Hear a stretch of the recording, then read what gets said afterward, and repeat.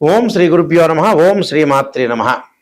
శుక్రగ్రహము మే 14వ తారీఖున శుక్రుడు మిథున రాశిలో ఉదయం 10 గంటల 53 నిమిషాలకు ప్రారంభమై జూన్ 8వ తారీఖు సాయంత్రం 5 గంటల 42 నిమిషాల వరకు కూడా శుక్రుడు మిథున రాశిలో సంచారం చేస్తాడు. అంటే ఒక బుధక్షేత్రంలో శుక్రుడు మిథున రాశిలో సంచారం చేయటం వల్ల ఎలాంటి ఫలితాలు ఉంటాయి? సహజంగా గోచారీత్యా శుక్రుడు 1, 2 తమన్న రాశి నుంచి 1, 2, 4, 5, 8, 9, 11 స్థానాల్లో సుఫలితాన్ని ఇస్తాడు. మిగతా చోట్ల మిశ్రమ చెడు ఫలితాలను ఇస్తాడు. ఇవన్నీ కూడా గోచారీత్యా చెప్పబడే ఫలితాలు అంటాడు. శుక్రుడు సుఖాన్ని, భోగాన్ని, సౌఖ్యాన్ని, లగ్జరీని, కళత్రకారకుడు. ద్వాదశ భావాల్లో 7వ భావకారకుడు ఎవరు అంటే కళత్రకారకుడు ఎవరంటే శుక్రుడే.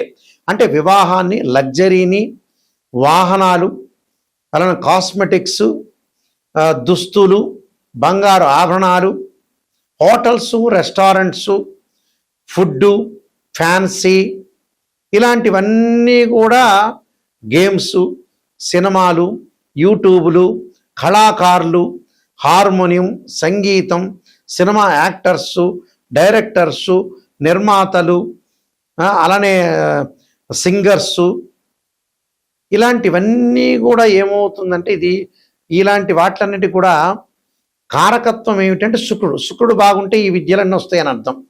అలానే శస్త్ర విద్యలు కూడా అంతే. అంటే శస్త్ర విద్యలు అంటే డాక్టర్ ఆపరేషన్ కాదు, బాణాలు అని అర్థం. అంటే పాత రోజుల్లో రామాయణంలో వాటిల్లో ఉంటాయి కదా, అలాంటి బాణాలు వేయటంటే ఒక కళ, ఒక ఆర్ట్, పెయింటింగు, ఆర్టిస్టులు, ఇలాంటివన్నీ కూడా శుక్రగ్రహం అనుకూలంగా ఉంటేనే ఇవన్నీ జరుగుతాయి అని అర్థం. నేను చెప్పిన విద్యలన్నీ కూడా రావాలి అంటే శుక్రగ్రహం యొక్క అనుకూలత ఉండాలి. ముఖ్యంగా ప్రధానంగా వివాహకారకుడు శుక్రుడు. కాబట్టి ఇక్కడ కొంతవరకు ఒక 20% వరకు కూడా గురువు సంతానకారకుడు 80% గురువు అయినా 20% కూడా శుక్రుడు కూడా కారణభూతుడు అవుతాడు సంతానానికి. అందువల్ల శుక్రకణాలు అని అంటారు. కానీ ఒరిజినల్గా సంతానకారకుడు గురువే. మన జ్యోతిష్శాస్త్రం ప్రకారం కొద్దిగా సపోర్ట్ చేసేవాడు ఏంటంటే శుక్రగ్రహం. అందువల్ల శుక్రబలం అనేది ఉండాలి, వివాహం జరుగుతుందని అర్థం. ఎంత సంపాదించినా కూడా వివాహం అనేది చాలా ఇంపార్టెంట్, సంతానం కలగటం కూడా ఇంపార్టెంట్. అయితే ఇవన్నీ కూడా గోచారరీత్యా చెప్పబడే ఫలితాలు. ఈ శుక్రగ్రహం వల్ల ద్వాదశ భావాలకి, మేషాది ద్వాదశ రాశుల వాళ్ళకి ఏ విధంగా ఉండబోతుందో ఒక్కసారి మనం తెలుసుకుందాం. కుంభరాశి వారికి ఏ విధంగా ఉండబోతుంది? కుంభరాశి వారికి చతుర్థాధిపతి, అలానే భాగ్యాధిపతి అయిన శుక్రుడు పంచమ స్థానంలో ఉండటం వల్ల ఎలాంటి ఫలితం జరగబోతుంది? పంచమ స్థానంలో ఉండటం వల్ల వివాహ శుభ కార్యక్రమాల్లో పాల్గొనే అవకాశాలు, అలానే ప్రతి పనిలో కూడా విజయం సాధించడం, బంధుమిత్రులతోటి అనుకూలంగా ఉండటం, ఒకటి సేవకులకి, గుమస్తాలకి అనుకూలంగా ఉండటం, అంటే బాధ్యత బాగా పెరగటం, డబ్బులు బాగా సంపాదించడం, వృత్తి ఉద్యోగాల్లో ధనలాభం, అన్య స్త్రీ సౌఖ్యము, స్త్రీ ద్వారా సుఖం కలుగుతుందట. అలానే సంతతి విషయంలో ముందంజలో ఉండటం, పిల్లల విషయంలో కూడా వాళ్ళ విద్యా విషయంలో అధికంగా బాగుంటుందట. అలానే దైవ దర్శనాలు, తీర్థయాత్రలు, ఆరోగ్యం బాగుండటం, నూతన వస్తువుల లాభం, వాహన ప్రాప్తి, బంగారు ఆభరణాలు కొనుగోలు చేయటం, విద్యార్థులకు మంచి అనుకూలమైన కాలం, సంతానం లేని వ్యక్తికి కూడా సంతానం కలగటం, ఒకటి సకల ఐశ్వర్యం కలిగే అవకాశం, ధనధాన్య వృద్ధి కలగటం, భాగస్వామ్య వ్యాపారం బాగా కలిసి రావటం, వృద్ధి చెందే అవకాశాలు ఎక్కువ ఉంటుంది. అంటే మధ్యవర్తిత్వం అనేది మంచిది కాదు, కానీ మిగతా సెక్టార్లంతా కూడా అనుకూలంగా ఉండే అవకాశం ఉంది. కాబట్టి శుక్రుడికి ఇంకా మంచి ఫలితాలు రావాలంటే కమలాదేవి యొక్క స్తోత్రాన్ని పాలన చేయటం, ఇంద్రుణ్ణి ఏదైతే భక్తి శ్రద్ధలతో కలవండి. వీరైతే శుక్రవారం రోజున అమ్మవారి యొక్క ఆరాధన, స్త్రీలు కుంకుమార్చన మహాదేవికి, అంటే పార్వతీదేవి కానీ, మహాలక్ష్మి కానీ, మహాకాళి కానీ కుంకుమార్చన చేయండి. రాజరాజేశ్వరికి, మహాలక్ష్మికి కుంకుమార్చన చేయటం మంచిది. అమ్మవారి యొక్క ఆరాధన ఏ దేవత అయినా ఒకటే, అదే రూపం ఆరాధన చేయటం తప్పేమీ లేదు. ఆరాధన చేయండి, మీకు మంచి జరిగే అవకాశాలు ఖచ్చితంగా ఉంటాయి. శుక్రగ్రహం యొక్క అనుకూలంగా ఉంటే కొన్ని సుఫలితాలు జరుగుతూ ఉంటాయి. ఈ శుక్రగ్రహము గోచారరీత్యా అనుకూలంగా లేకపోతే వివాహ సంబంధించిన విషయాలు ఆలస్యం కావటం, బంగారు ఆభరణాలు కొనుగోలు చేయలేకపోవటం, సుఖంగా లేకపోవటం, లగ్జరీగా అనుభవించలేకపోవటం, వివిధ కళల్లో నైపుణ్యం అనేది తగ్గిపోవటం, డెవలప్మెంట్ అనేది కాలేకపోవటం శుక్రగ్రహం వల్ల జరుగుతుంటుంది. అందువల్ల మనకి శుక్రమహర దశ అంటారు.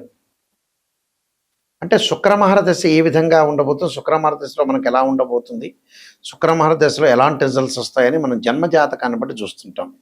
ఇది గోచారరీత్యా చెప్పబడే ఫలితాలు మాత్రమే. జన్మజాతకానికి గోచారానికి చాలా లాట్ ఆఫ్ డిఫరెన్స్ అనేది ఉంటుంది. గోచారం 20% సపోర్ట్ చేస్తుంది, బర్త్ చార్ట్ అనేది 80% ఉంటుంది. అయితే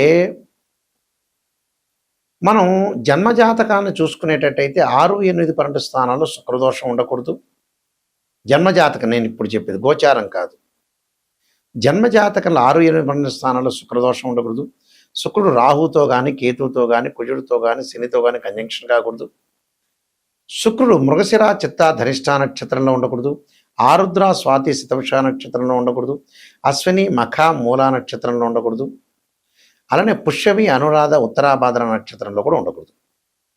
శుక్రుడు రాహుతోటి, కుజుడితోటి, శనితోటి, కేతువుతోటి కంజంక్షన్ కాకూడదు. రాహుకేతులు, కుజుడు, శని. అందువల్ల ఇవన్నీ కూడా జన్మజాతకాన్ని చెప్పేవి. గోచారరీత్యా వచ్చేటప్పటికల్లా వాళ్ళ రాశి దగ్గర నుంచి 1, 2, 4, 5, 8, 9, 11 స్థానాల్లో ఉంటే మంచి సుఫలితాన్ని ఇస్తాడు. ఇవన్నీ కూడా నిజాన్ని తెలుసుకోవాలి. ఎప్పుడు కూడా మనం నిజం తెలుసుకున్నామంటే చాలా అనుకూలమైన ఫలితాలు వస్తాయని అర్థం. ఎప్పుడు కూడా లైఫ్లో ఒక జాతకుడిని, ఎవరైనా సరే జాతకం చెప్పించుకునేవాళ్ళు ఒక ఆస్ట్రాలజర్ని అప్రోచ్ అయ్యేటప్పుడు ఖచ్చితంగా ఒక నెగిటివ్, పాజిటివ్ అనేది రెండూ కూడా తెలుసుకోవాలి. కేవలం పాజిటివ్నే కాదు, నెగిటివ్ తెలుసుకుంటే ఆ నెగిటివ్లోంచి మనం పాజిటివ్ ఎలా వస్తామని తెలుసుకుంటాం. కేవలం మనం పాజిటివ్ తెలుసుకున్నామంటే ఏం లాభం? ఆ పాజిటివ్ మీకే తెలుస్తుంది, మేము చెప్పక్కర్లేదు, ఆస్ట్రాలజర్ ఎవరు చెప్పక్కర్లేదు.